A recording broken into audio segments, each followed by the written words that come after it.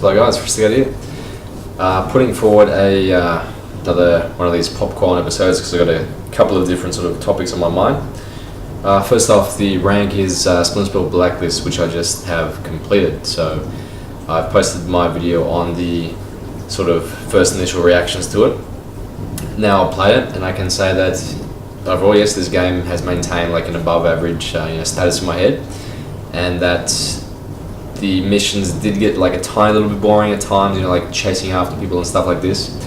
But overall, the story was pretty strong, and it's very hard now to do a original story centering around terrorism, simply because it's been such a popular topic for fiction in fandom out there that it's hard to keep it fresh. And I think that the only sort of really fresh sort of terrorism sort of concepts out there are in the TV show Homeland at the moment. But nevertheless, I think that this game, this one here, Splinter Cell Blacklist, was very sort of fast-paced, and just the whole feeling of working together as a team felt very realistic. The close-ups of Sam and the characters as you go to work, and just the way that everything sort of really does feel like in between missions that there is like a living, breathing world out there which is actually having an effect as you stop the terrorists. Speaking of living, breathing worlds, GTA 5 officially comes out tomorrow, September 17th, so yes, everyone's going to get that. Hopefully I'll get my pre-order actually taken.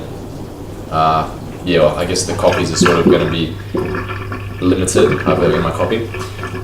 And yeah, what can I say? I mean, you can watch these trailers a million times, but it really does sell itself. And just there's a 30-second trailer out there, I think, like that's been posted on their Facebook page, and it's got this like dance music there, and it's just got this shot in the middle just when the music is at its peak of this guy, like jumping from a plane and skydiving when you see the city there. And I think that with any game which has exploration in like vast worlds, I really think that that's one of the peak experiences that you can get from a game. Unlike a game like Splinter Cell, which is very much linear, these open-ended games really do escape from reality. And that's why I think some of us play games. This is why I personally play games sometimes, just to have a bit of fun.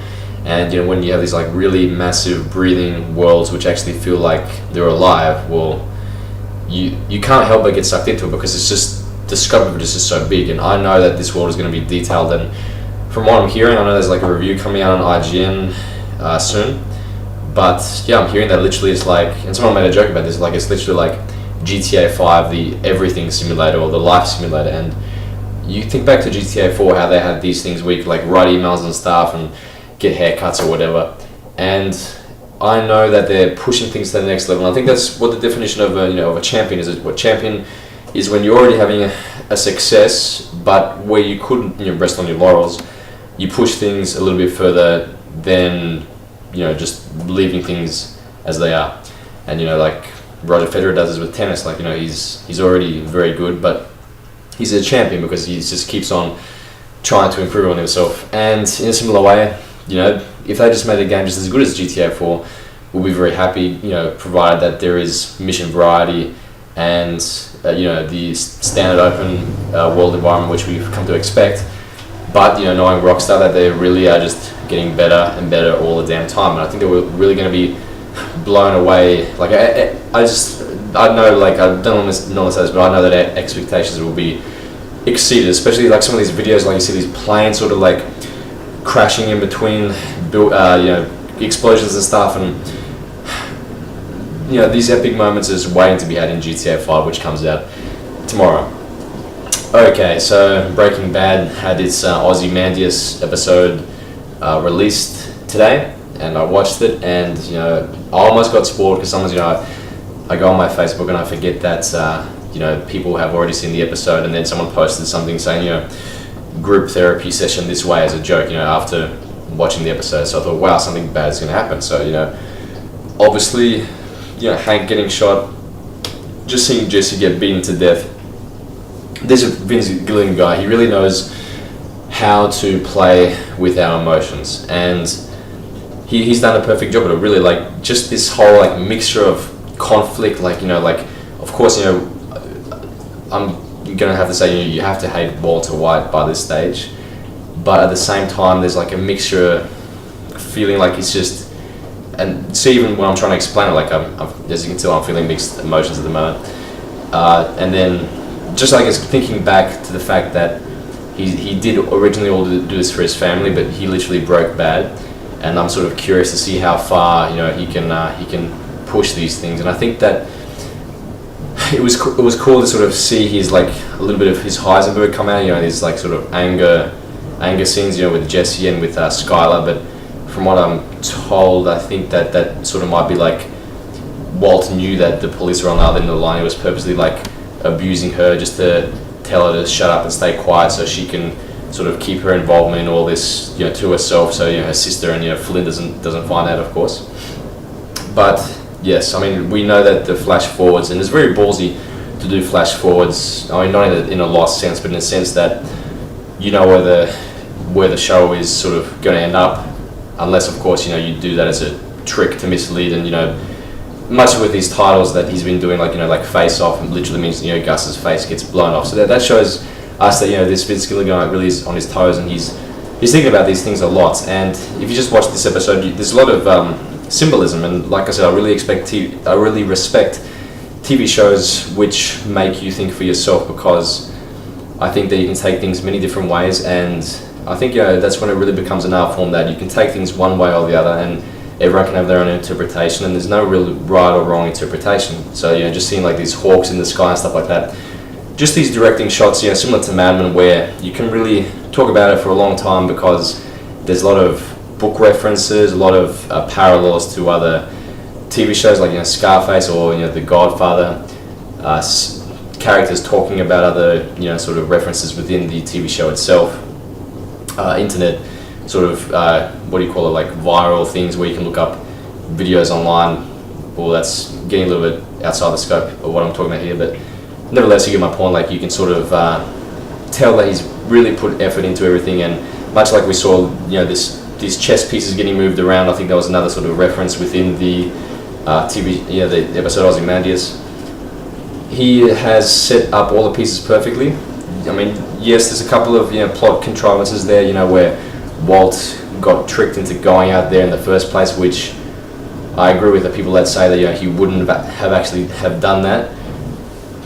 And you know what? It's very hard to make like a perfect TV show. So this is really nitpicking, but that's one of the bad things. But overall, he has he's done a fantastic job of this TV show, and as long as he lands the plane correctly within his final 2 episodes, then it's going to go down as one of the best TV shows ever. Because yes, you do sort of you see this logical progression from this normal guy to becoming this crazy guy in these crazy circumstances, and he's got the payoff now. He gets the payoff. He's set up all the pieces, he's set up all the characters, and this is really, I guess, an indication of good storytelling, writing, in that he knew where these things were headed, and he's probably thinking to himself, damn, I can't wait to set up these pieces here, because that means that later on I can reveal this plot point, I can reveal that plot point, I can tell in this scene that Jane died, I can have Holly there crying, I can have him drop off Holly. I think that will really affect the viewers emotionally, and you can tell that by the way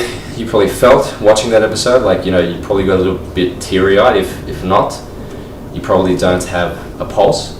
Nevertheless, this is sort of what good drama is. I mean, this is really drama.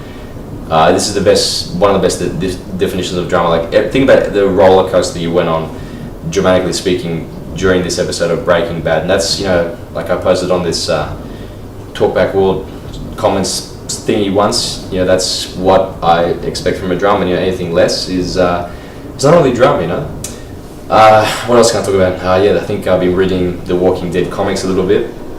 I've mentioned before, like, I think the material is getting weaker as the comics are progressing. Nevertheless, the latest comic in the series, I can't remember which one it was, maybe 113, 114, where you've got this Negan guy just running amok, and it's hard to sort of, and it's always hard with everything, in that if you have a character so extreme, it's very hard to sort of escalate the sort of story further, because you already set the benchmark so high. So having a character as psychotic or as narcissistic or whatever as the governor, it's hard to sort of top him. But I think he has been topped by this Negan guy, because this Negan guy is just way off the walls. Like he loves his bat. I mean, what happens to Glenn in issue 100 is ridiculous. I mean, like, with the amount of crazy, shock things that happen here, it's like you just keep on having to raise it higher and higher and higher and higher and higher, because we've already become desensitized to the plot points which have been happening earlier on in the comic book and the series. Nevertheless, I think that the latest comic was good, and that the whole theme of Andrea being sort of in the sniper tower and having two sort of separate things go on, not knowing sort of what's going to happen next, and then cutting to Andrea and stuff like that, and then Rick not knowing if Andrea actually fell from the tower or not, but then later on ending the comic with the fact that she did survive this fall, and she's like, this is what we are, Rick. We are survivors. And I think that's one of the main themes of this show and this comic is, how would you survive in a situation like this, which is always, survival is very interesting to me, just as a topic for storytelling. And yes, but the number one theme of the comic is the fact of humanity, and what is right becomes wrong, what becomes wrong becomes right, and just how much of your humanity actually goes to the wayside, and the whole discussion of whether that is right or not, if it's done in order to protect yourself and the ones you love and you care about. And indeed, like, do you actually lose so much humanity that you would actually be just as cruel as one of these zombies walking around, which is an interesting sort of dynamic to think about.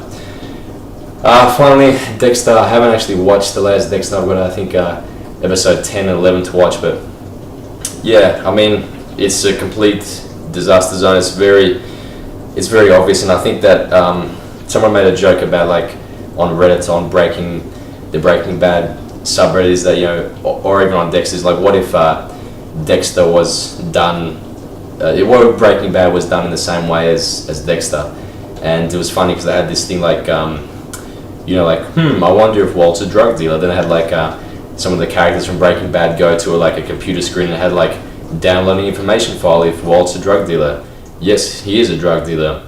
And then have like having the ghost of Gale appear and say something like that. And that's interesting because I originally thought that that whole thing was like a good narrative device. Having the father of Dexter appear and sort of talk him throughout all the situations. But then I'm like, you know what? That is a little bit of a cop out. That it's just so easy for them to rely upon that in order to further the storyline, and just having everything just so easily fall into place and just make the whole intelligence of the viewers really unnecessary.